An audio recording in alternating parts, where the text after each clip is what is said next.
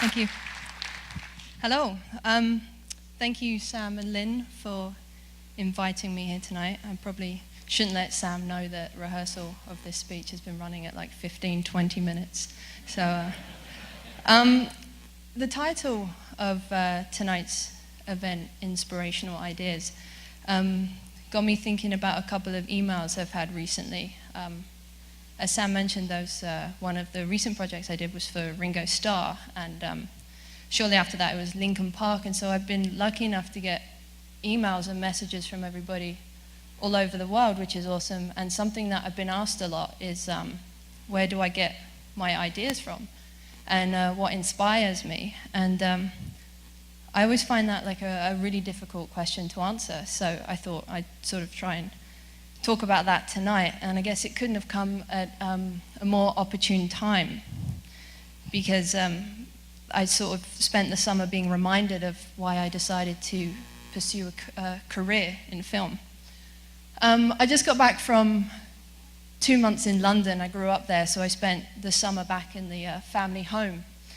And I spent 2 months playing make-believe pretty much with my 4-year-old nephew Brandon, which was awesome because I've been here for 3 years now and pretty much missed him growing up.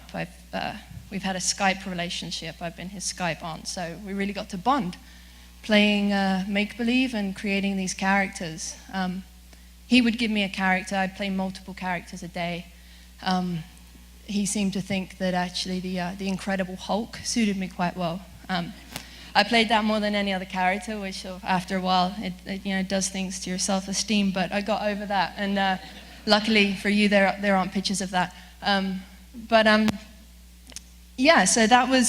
it was fascinating to watch him really sort of get into this world and really believe in it. And I think I was watching him through a filmmaker's eyes, but I saw a natural-born director. He would direct a scene. He would give us a setting. He would give us characters.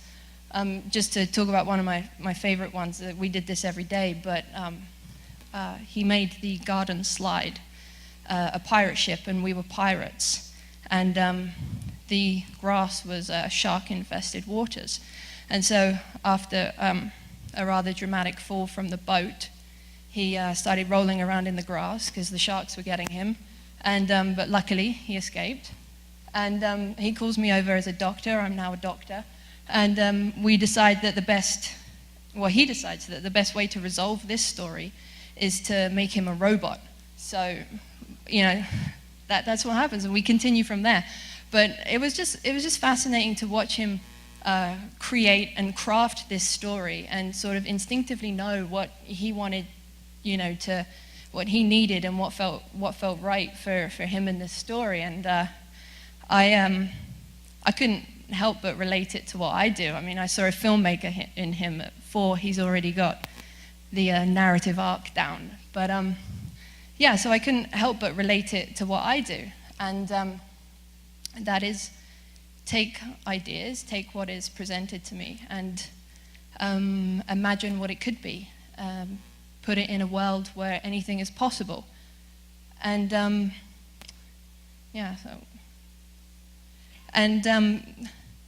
I guess childhood and fantasy features heavily in my work.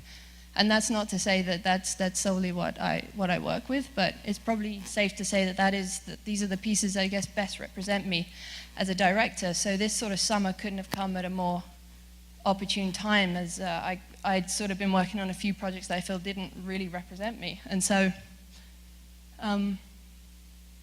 it sort of taught me, I wouldn't say taught me a lesson, it sort of reminded me of why I'm doing what I'm doing and to keep pursuing the goals and the things that I want to do.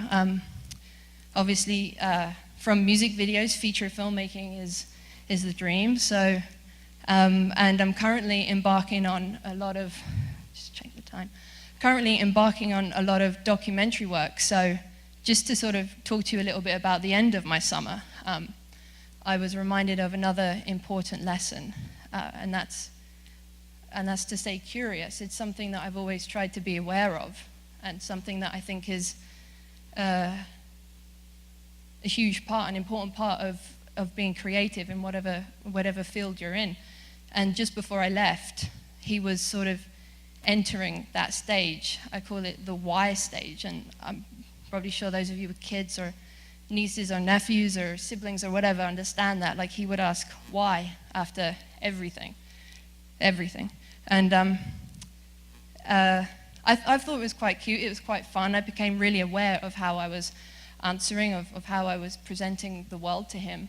But yeah, I thought it was quite cute. But then I just had that for like a week or two, and then I left. I'm pretty sure that the cute factor wears off quite quickly with that. But it did come at an opportune time. As I mentioned, I'm just sort of working in documentary now, which is still sort of taking other people's stories and exploring those and I'm sort of learning the best way to tell their stories, but in my own voice. And so, being reminded of the lesson to sort of stay curious and to stay open-minded was a fantastic way to end my summer and sort of enter this next, I guess, chapter of my filmmaking career. So, yeah, with the risk of sounding incredibly cheesy, it's that sense of wonder that I don't want to lose with my career. And I am just starting out, so we'll see how it goes. If I forget that, you will have permission to track me down and slap me. But yeah, I'll keep that in mind, and we'll see how it goes, and I will update you along the way. Thank you.